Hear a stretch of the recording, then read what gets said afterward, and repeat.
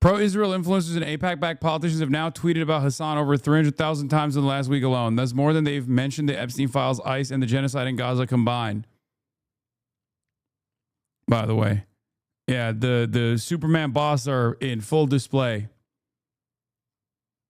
On the information warfare front, this is yet another indication that Israel is like losing the battle, right?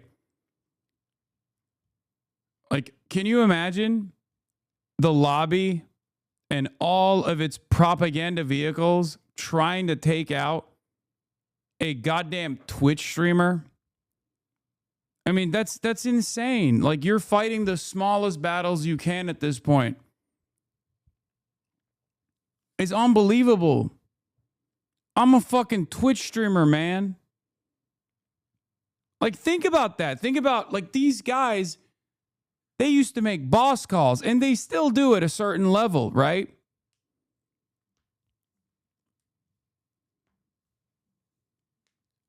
I never thought that I would see the day where like Hassan derangement syndrome would turn into a national, if not an international incident.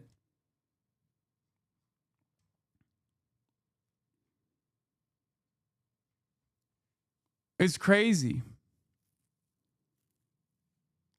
Yeah, Izzy had a good take on this.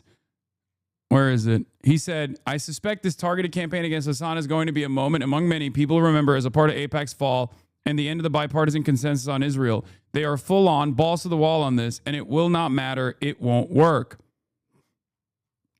Democrats, Republicans, journalists, influencers, there are so many people all committed to not just making Hassan anathema, but punishing anyone who has associated with him. This is the kind of thing that probably would have worked just 3 or 4 years ago. But the last few years have changed the way people think and act around Israel forever. Accusations of anti-Semitism are met with skepticism rather than implicit agreement. Calling Israel a terrorist state is no longer beyond the pale. If AIPAC and co., even when they put their whole weight into it, can't discredit a politics streamer, they can't get Democratic electeds, Schneider and Torres notwithstanding, to call him an anti-Semite. If they can't kick him out of polite company, boy, things are different. That's the other side of this as well, right? Like, because there is limited success to it.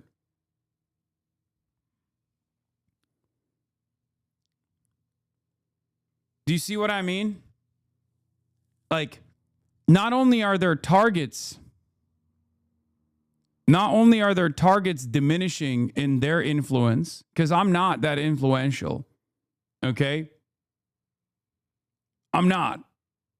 I'm just a Twitch streamer. Like, I'm not saying that to be humble, like fake humble or whatever. At the end of the day, like, these guys used to take out politicians. And now they're trying to take out Twitch streamers. And it's crazy that they're so far not successful in doing so. Okay? Like, they can't do this to like major celebrities any longer. They used to try to do this with like Bella Hadid, Mark Ruffalo, and the like. They've gone after now less influential targets. I would go so far as to say that in mainstream media, I'm nowhere near as influential as like a Mark Ruffalo is. Right?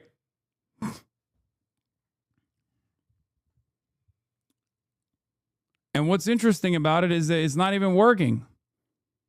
I'm a fucking Twitch streamer. I'm not a real threat.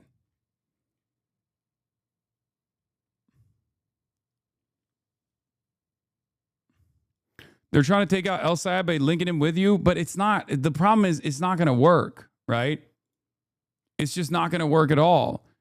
The ADL's weaponization of liberal anti-racism rhetoric in service of a nation state is truly a masterclass, says Adam Johnson. Here they, 1, blame Piker for an attack he has zero connection with. 2, reinforce the discredited racist terror framework. And 3, traffic in shallow, mopey standpoint theory. ADL Michigan says, is deeply troubling to learn of proposed events at University of Michigan and MSU featuring Hassan Piker on April 7th. Even more concerning are reports that public officials intend to appear alongside him, an action that risks legitimizing hateful rhetoric. I think the real fear I should have is not fear of being deplatformed, but the real fear I should have is that they're trying to like instigate someone into taking physical action against me in public. I think that's what it is, where they're trying to like get someone who is a zealot to do something to me, you know? That's what I worry about a little bit.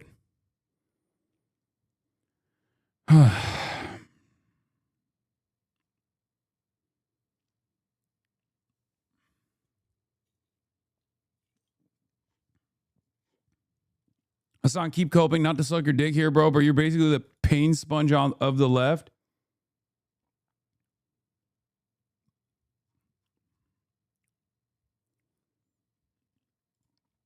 ADL Michigan is deeply troubled by reports that Dr. Abdul El Sayed and other public officials plan to appear alongside Hassan Piker at upcoming rallies at the University of Michigan, Michigan State University. In the aftermath of the recent attack on the Jewish community in West Bloomfield, the community is experiencing heightened fear and vulnerability. When individuals express support for the Jewish community only to appear with voices that have amplified rhetoric aligned with a murderous, anti-Semitic U.S.-designed terrorist organizations calling for violence against Jews, actions speak louder than words. None of these things are applicable to someone like myself, but they still say it regardless, right? The decision to appear with Piker is yet another example of the growing normalization of extreme anti-Zionism in mainstream spaces. It reinforces bigotry, conveys support for terror, and contributes to an environment where hate is more easily expressed and acted upon. ADL Michigan is actively working to address these concerns and to ensure that Jewish students feel safe, supported, and heard on their campuses. We urge all candidates, elected officials, and institutions to reject platforms and partnership that legitimize or elevate harmful or extremist views.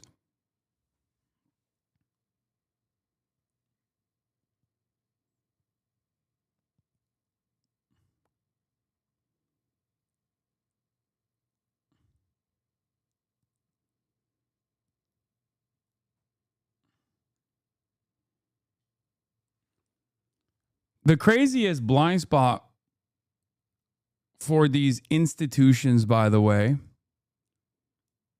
the craziest blind spot for these institutions unironically comes from the fact that they keep saying these are harmful and extremist views. Not only are they not harmful, like being against Israel, being against Zionism is not a harmful ideology. It's actually a humane opinion to have.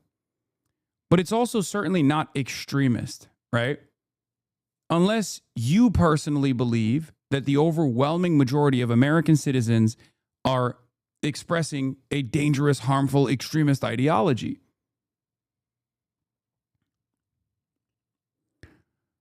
But yes, my name being Hasan and, the candidate that I'm appearing alongside, name being Abdul El Sayed, is a big part of the reason why they're doing this.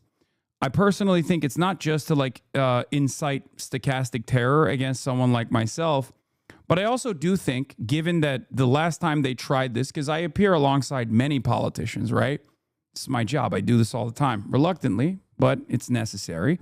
The only time where they chirp this hard is with someone like Zoran, Kwame Mamdani, or someone like Abdul El Sayed. So I think this is more so for electioneering purposes. I think they want to associate me with religious fundamentalist extremism of the Islamic variety.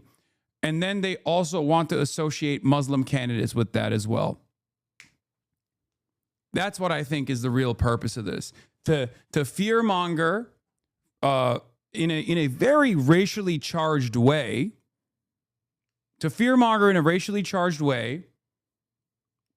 while simultaneously doing it from the perspective where they are the perceived victims, like utilizing standpoint theory while engaging in unlimited Islamophobia.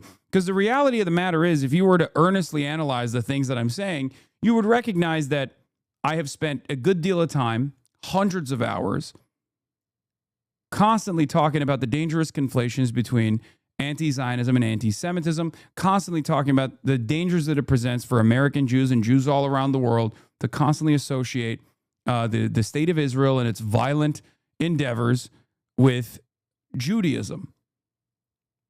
I make this separation all the time, and it's one that I am firmly committed to making. I will do it over and over again, regardless of what people say about me, regardless of the fact that they say, oh, you're doing too much throat clearing, or this is Jewish exceptionalism, or whatever the fuck people say. Why don't they go after Mehdi Hasan as much? They do. They do.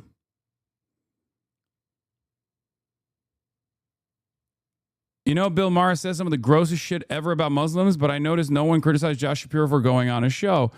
Well, ironically enough, Bill Maher also literally did say something more crazy than America Deserved 9/11. He literally said something right after 9/11. He was canceled for it, but no one actually brings it up any longer because now he has the appropriate point of view.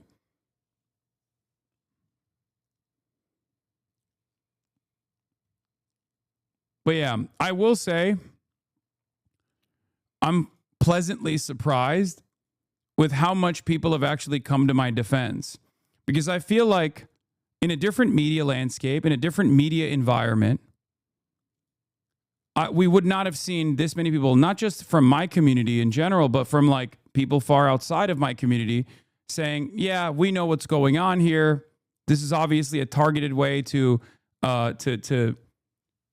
this is a targeted way to harass a known prominent anti-Zionist and then associate him with smears, associate him with anti-Semitism through manufactured outrage and smears.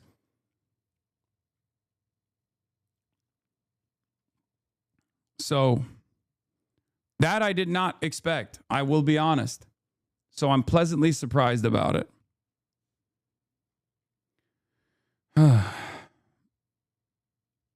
Because they actually watch our streams and not clickbait and clip chipping? No. People in my community watch the streams and they're trying to correct the record to the best of their ability. But I'm talking about people who don't watch my streams at all. I think the people who don't watch my streams at all are actually being negatively polarized. Like, I think a lot of people are seeing the unlimited barrage of smears, and they see where those smears are coming from, and that's causing them to get more defensive, even if they don't know who I am or don't know if there's any veracity to the claims or not. They're basically saying this is ridiculous. Like, he is, like, it's very obvious that this is a coordinated smear campaign. All the while, you have Jewish Insider and Fox News Digital and New York Post consistently pumping these articles out to limited success, right?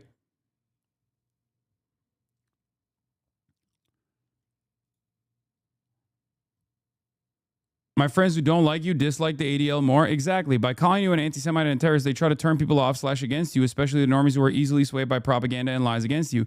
I just don't think that there is much success there when it's AIPAC seeing it, when it's AIPAC saying those things, right? Oh God, you sound like Ethan Klein, but it's real law. I mean, I don't think there is. I don't think there are a lot of people who experience this kind of coordinated barrage of hate. There are very few people who have like received this. It's kind of funny because like the only time these institutions actually mention Nick Fuentes is never to directly attack Nick Fuentes. It's to say, I'm like Nick Fuentes, to directly attack me. That's what's so crazy to me, because like Nick Fuentes is actually an anti-Semite, right? There are real anti-Semites out there, and their prominence is growing. And yet, the only time that he ever gets a mention, because he's not seen as like a real threat, but the only time he ever gets a mention is when they're attacking me, and then they're trying to say I'm an anti-Semite, just like Nick Fuentes. It's very interesting. Pro-Israel groups are in denial. Israel's reputation has plummeted because of their own abhorrent actions, but pro-Israel groups can't accept that. It's the most moral country on earth, after all. So they say, no, that can't be wise because Hassan Piker led people astray. Exactly. This is the problem.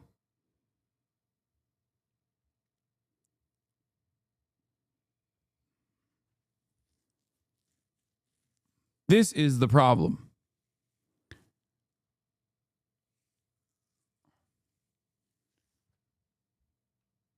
They don't recognize it. Yeah, there were so many people who didn't even know who you were, commenting under things, calling people out, seeing through the coordinated attacks. I even introduced an older woman to your stream on YouTube, and she said you look good, and she enjoyed the first video she watched, lol. Hopefully it works.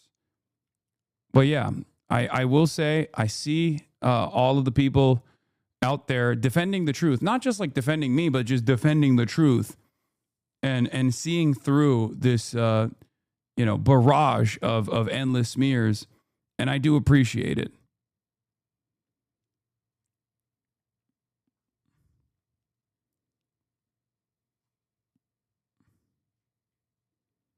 If this wasn't Islamophobia, they'd be saying this with every politician now Muslim was. Yeah, I think that is part of the puzzle.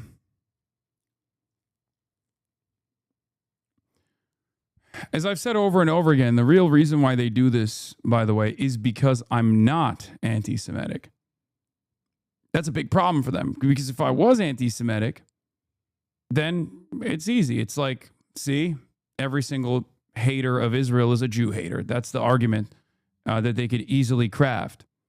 But when you have people who actively push back against anti-Semitism, educate people on anti-Semitism, and I do hope that there is like, maybe one day we'll just make up like a massive compilation of like the many years that I have spoken about anti-Semitism, to just like bring people to one place where we can just like point to one singular thing.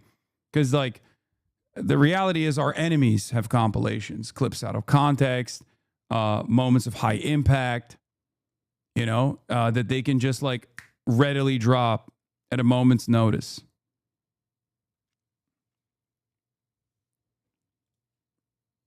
Read my message. What is this? Please read. Last year I made several compilations that prove you're not anti-Semitic. Also made the inbred compilation. I can send and post them again if you want. Hell yeah. Oh, definitely.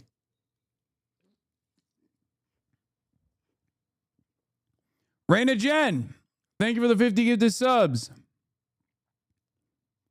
I'd appreciate it. It would if you actually made it easy to defend you, because when I tell people you own a house and a car instead of living in a barrel using a pogo stick to travel around, it really undercuts your message. Yeah.